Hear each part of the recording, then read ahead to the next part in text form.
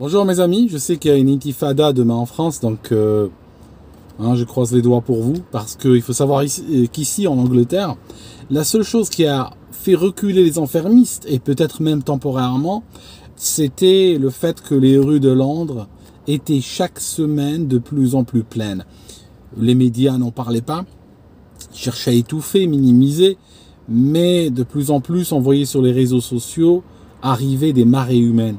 À ce moment-là, il y a eu un rapport de force qui s'est établi et les enfermistes ont décidé, au moins temporairement, de nous donner une sorte de permission. Même si ils continuent à travailler, ils continuent à vouloir saper le moral de la nation, ils continuent à vouloir jouer de l'alarmisme pour pouvoir justifier des mesures, je vous rappelle, qui ont permis à nombre d'entre eux de devenir, à titre personnel, extrêmement riches, parce que ça a permis de bypasser les institutions, bypasser l'ordre et le règne de la loi, en fait, et ça leur a permis réellement de faire du business. Donc c'est vrai qu'il y va de leur intérêt à ce que nous nous replongions là-dedans.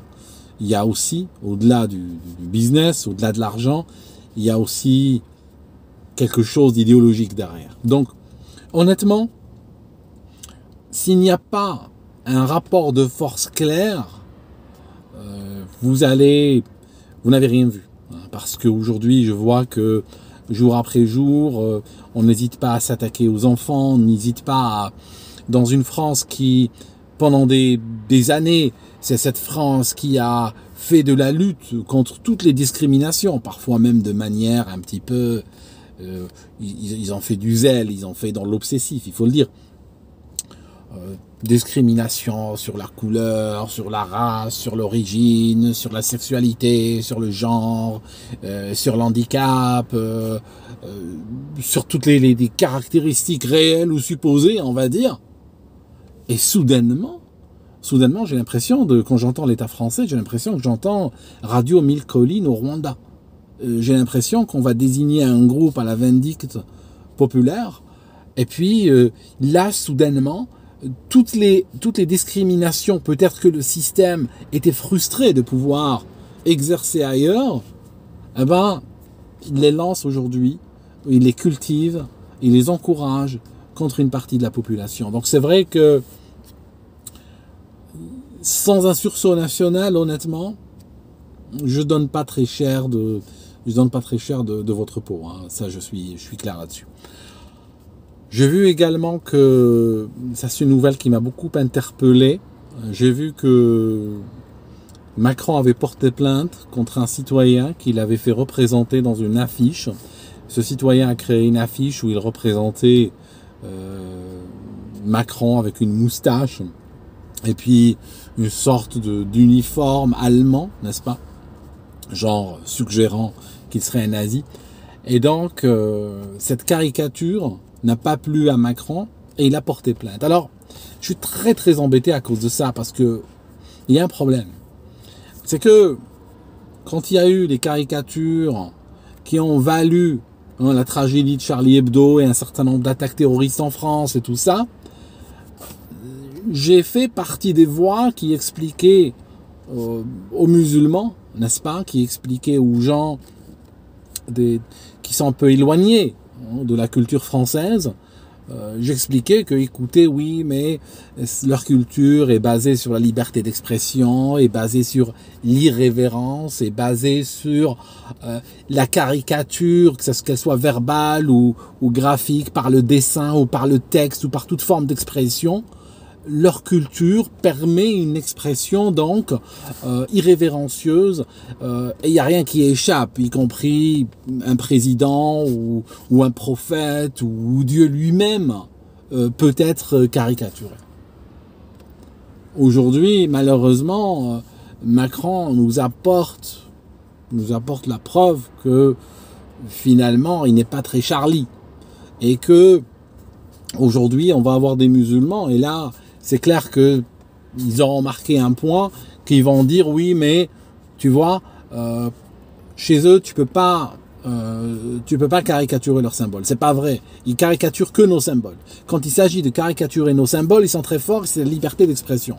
Quand tu caricatures leur président ou tu caricatures les choses qui, pour eux, sont importantes, à ce moment-là, ils portent plainte devant la 17e chambre correctionnelle. Et tu peux dire quoi à ça? Tu peux rien dire. On est réellement, effectivement, on est dans la mauvaise foi. Ça, c'est clair.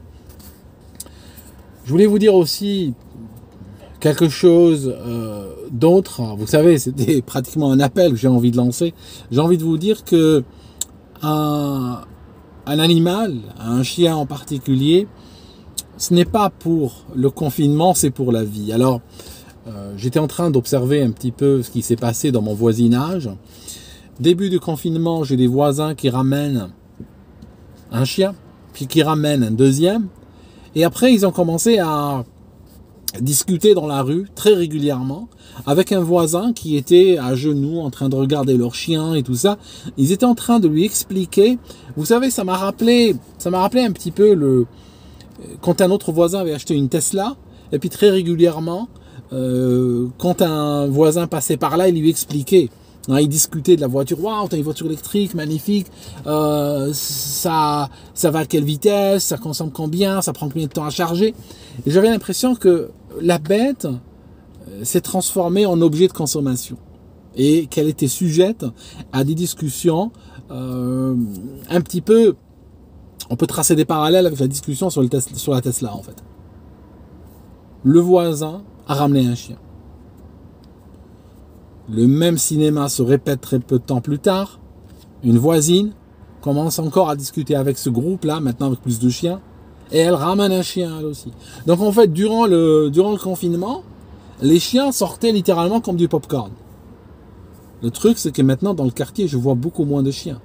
Déjà, la dernière voisine qui a ramené un chien s'en est débarrassée, ça c'est clair. Parce que quand les cinémas étaient fermés, que les restos étaient fermés, les boîtes étaient fermées, et qu'elle était seule à la maison, bon, un animal de compagnie, c'est sympa. Maintenant qu'il y a d'autres choses à faire, l'animal de compagnie devient le maillon faible dans sa vie. On n'a pas le temps pour lui. Ça coûte cher, c'est salissant, il faut l'emmener chez le véto. J'en ai ras-le-bol, bam, le chien il part. Les refuges sont en train de se remplir dans ce pays. Le voisin qui a ramené un chien en seconde position, lui, déjà, il dit, quand on discute avec lui, on le voit alors, le chien, ça va, il est sympa ton chien. C'est pas moi qui voulais le ramener. C'est pas ma décision, c'est une décision de ma copine. Si ça ne tenait qu'à moi, il part. Ce chien-là est sur le départ aussi. D'accord? Et d'ailleurs, même dans le quartier, je vois une baisse significative du nombre de chiens qui se retrouvent clairement au refuge, quoi. Enfin, c'est terrible. C'est terrible que les bêtes soient, en plus des humains qui ont souffert, en plus, la souffrance humaine, elle n'est pas finie, j'arrête pas d'en parler, que des bêtes soient un peu les victimes silencieuses de la folie qui est en train d'animer ce monde. Il y a les bêtes, il y a les enfants également. Les enfants, dans la discrimination, est clairement en train d'être organisée sur les écoles françaises. Il y a les enfants, je regarde ici au Royaume-Uni, ils ont fermé les écoles pendant des mois et des mois. Leur niveau a baissé, beaucoup d'enfants sont illettrés, beaucoup d'enfants ont un certain âge et portent toujours des couches, beaucoup d'enfants ne savent pas parler, beaucoup d'enfants ne savent pas interagir, beaucoup d'enfants sont en train d'accuser un retard dans leur développement intellectuel et social. Vous voyez ce que je veux dire? Donc c'est une catastrophe qu'on est doucement en train de commettre. C'est littéralement, on est dans un Occident, pour vous dire, qui est en train de nous dire, il veut sauver des vieux de 84 ans. Je ne dis pas qu'un vieux de 84 ans n'a pas de valeur, soyons d'accord. Mais il veut sauver des vieux de 84 ans qui ont de multiples maladies, qui sont au-delà de leur espérance vie, ou de l'espérance vie moyenne en Occident. Dans le sens, ils ne sont pas sauvables, ça veut dire que tu peux dépenser 10 milliards de dollars dessus. Si tu arrives à lui donner 3 mois de vie, c'est déjà bien. Et en même temps, on sacrifie sa jeunesse. Donc on sacrifie l'école pour sauver l'EHPAD, quelque part. C'est absolument ahurissant. Et par rapport à cette histoire de caricature de Macron, j'aimerais vous dire que quand j'ai analysé la mortalité du siècle passé, si on regarde la mortalité de masse dans le siècle passé, elle a été rarement due à des virus. Elle a été due à des régimes hors contrôle, à des régimes qui ont développé un goût pour l'autorité, qui ont développé une ivresse du pouvoir, qui sont sortis des rails, qui au lieu de gérer les affaires de la cité, gérer la politique du pays, finalement voir ce que le peuple veut et essayer de servir les intérêts du peuple, sont partis sur des idéologies, sont partis sur des délires, et on finit par causer beaucoup de morts. C'est pour ça qu'aujourd'hui, quand on compare, il y a beaucoup de gens qui comparent au nazisme par exemple, personne, et je dis bien personne, et je serais le premier à reprocher à quelqu'un qui comparerait ce qui se passe aujourd'hui avec le nazisme de 1943. On n'y est pas encore. Par contre, on est en train de comparer avec la montée du nazisme. C'est un peu dans cette logique que les gens comparent. On est en train de, et je le dis juste pour essayer de diffuser les malentendus, parce qu'il y a beaucoup de gens qui n'aiment pas ce genre de comparaison, mais bon, voilà. Je voulais vous le dire. On compare par rapport aux années 30, ce qui se passe aujourd'hui. On ne compare pas par rapport aux années 40. Sauf que les années 30, par exemple Hitler, prenez Adolf Hitler, dans les années 30, il n'avait pas tué de juifs. Mais il avait la tête de quelqu'un qui allait le faire. Vous comprenez, c'est ça. Donc aujourd'hui, quand on voit des gens qui sont obsédés du pouvoir, et nous mettent dans des situations qui sont extrêmement inusitées en Occident, quoique les dernières fois qu'on les a vues, elles ont été suivies par des choses extrêmement nauséabondes, comme on dit.